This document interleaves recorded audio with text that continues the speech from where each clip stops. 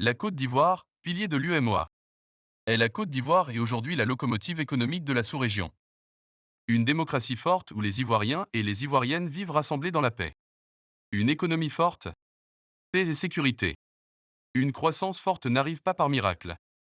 Elle est le résultat d'une persévérance dans le temps, de la mise en place d'un ensemble cohérent de réformes structurelles de grande envergure et d'investissements publics et privés bien ciblés, dans un cadre macroéconomique stable et planifié.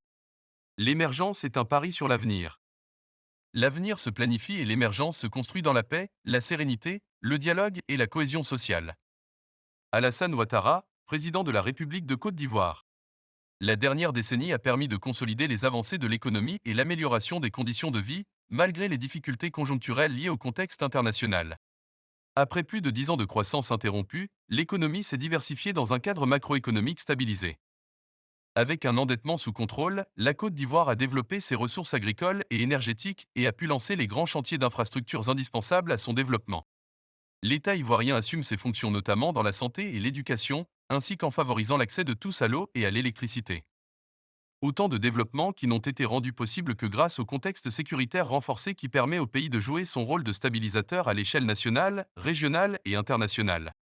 Gouvernement de l'UEMOA le 5 décembre 2022 en présence du président de la République, S. Alassane Ouattara, du président du Conseil des ministres, Romuald Wadani, ministre de l'économie et des finances du Bénin, et du président de la commission de l'UEMOA. Abidjan, porte d'entrée maritime de la sous-région. Un événement rare est intervenu le 2 décembre 2022, lorsque le port autonome d'Abidjan, PA, a inauguré son deuxième terminal à conteneurs, baptisé Côte d'Ivoire Terminal, SI. D'une superficie de 38 hectares gagnée sur la lagune, pour un investissement de près d'1 milliard de dollars, cet équipement ultramoderne doit enfin permettre à Abidjan de démarrer ses activités de transbordement des trafics conteneurisés.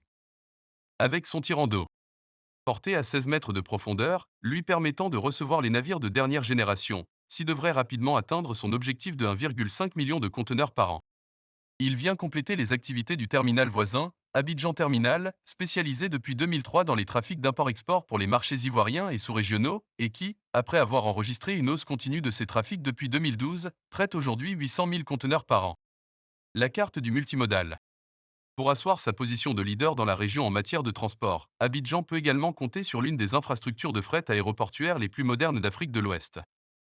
La deuxième phase de l'aérohub, construit à proximité de l'aéroport international Félix Houphouët-Boigny, a été inaugurée en octobre 2022. Disposant dorénavant de 15 000 mètres carrés d'entrepôts, dont une grande partie sous température dirigée et abritant sur site une zone de dédouanement, l'aérohub dispose de tous les moyens nécessaires pour répondre aux attentes logistiques de ses clients, quel que soit leur secteur d'activité, dans les télécommunications, l'agroalimentaire, la santé ou encore la restauration. Abidjan dispose également d'un atout assez rare dans la région, avec sa ligne de chemin de fer de 1200 km qui, depuis 2004, la relie à Ouagadougou. Elle transporte chaque année 1 million de tonnes de marchandises, soit l'équivalent de 25 000 camions. Ligne de vie du Burkina Faso, cette voie ferrée est un argument commercial de premier ordre pour le principal port ivoirien face à ses concurrents du Ghana et du Nigeria. Conscient de cet atout, l'État ivoirien appuie la rénovation totale de la voie, pour un investissement de 1,2 milliard d'euros. Le chantier pourrait démarrer dès 2025. Une puissance industrielle. Aujourd'hui, la Côte d'Ivoire est toujours la huitième puissance industrielle d'Afrique, au même niveau que le Cameroun. Le secteur industriel contribue à hauteur de 27% au PIB ivoirien et représente un peu plus de 40% des exportations du pays chaque année. Incontournable agro-industrie. C'est bien dans la transformation de ces ressources naturelles que se situe l'avenir industriel du pays. Comme l'affirme le chef de l'État, pourquoi ambitionner d'être un pays industrialisé si nous ne pouvons pas nous-mêmes créer de la valeur ajoutée sur nos produits exportés? Déjà incontournable, l'agro-industrie pèse à elle seule pour les trois quarts du secteur manufacturier. La transformation du cacao, lancée dès les premières années, pèse aujourd'hui très lourd dans l'économie du pays. L'atout de la diversité. La volonté des pouvoirs publics ivoiriens de transformer sur place leurs ressources naturelles ne concerne pas que le cacao, mais également le café, l'anacarde, le coton, l'huile de palme, l'EVA, les fruits tropicaux et la canne à sucre. Ces dernières années, la production de coton est égrenée à 50% localement, soit 2,5 fois plus qu'au début de la décennie. La quasi-totalité des volumes d'huile de palme et de caoutchouc sont valorisés avant exportation. 2025, transformation de la production. Une unité de transformation de cacao est opérationnelle depuis 2021 dans la ville de San Pedro. Pour un investissement de 73 milliards FCFA, elle peut traiter chaque année 64 000 tonnes de fèves, permettant la création de 1 700 emplois. Une usine de transformation de noix de cajou a été inaugurée quelques mois plus tôt à Tumodi.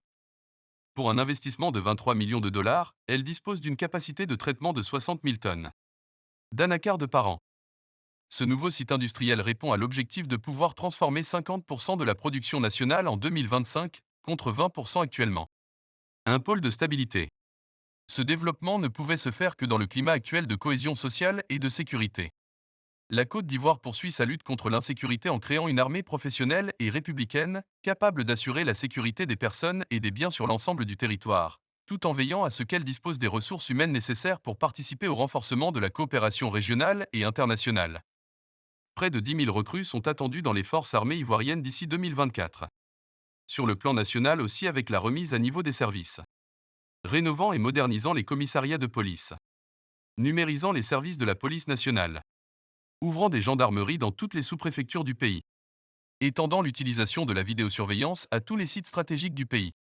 Intégration régionale et coopération internationale. La Côte d'Ivoire s'est engagée dans la construction d'un espace régional intégré bénéfique au développement de ses pays membres.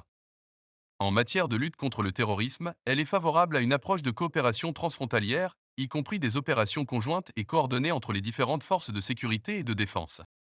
Le gouvernement compte également sur des projets soutenus par ses partenaires internationaux, comme la création de l'Académie internationale de lutte contre le terrorisme, AILCT, spécialisée dans la formation de militaires, policiers et gendarmes. Le centre basé à Jacqueville près d'Abidjan a formé déjà plus de 500 professionnels.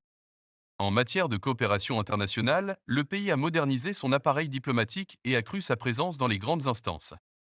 52 ambassadeurs ont été nommés ces 3 dernières années, dont 10 femmes, symbole du renouveau.